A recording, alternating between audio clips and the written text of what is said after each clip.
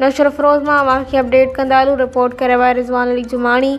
सिंध हुकूमत पारां रोड्स खाते जे मुलाज़िमनि सां माटेली माह वारो सलूक ख़िलाफ़ 16 सेप्टेम्बर 2025 अरबा ॾिहाड़े मुलाज़िमनि पारां रोड्स खाते जी ऑफ़िस खे तालाबंदी कम छॾ हड़ताल करे बाहुनि ते कारियूं पटियूं ॿधी ॻाढ़ा झंडा हथनि में खणी ऑफ़िस अंदरि एहतजाज कयो। एहतजाज जी अॻवानी गुलाम कबर चांडियो, इमदाद खोसो, रोशन ख़ासकिली, इनायत चांडियो, अब्दुल रऊफ़ सोलंगी, माशूक चंड मिस्री सोहू कई।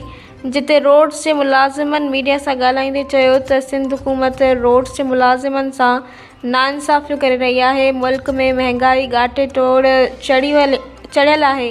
असां मुलाज़िमनि जूं पघारूं वधायूं वञनि, असां सां इंसाफ़ न कयो वियो त असां मुलाज़िम ऑफ़िसुनि अॻियां पाण मथां पेट्रोल हारे साड़े छॾींदासीं, जंहिंजी ज़िम्मेवारी सिंध हुकूमत ते आइद थींदी। मुअज़्ज़िज़ अदालतूं नोटिस वठी असां रोड्स जे मुलाज़िमनि खे इंसाफ़ ॾियाराइनि।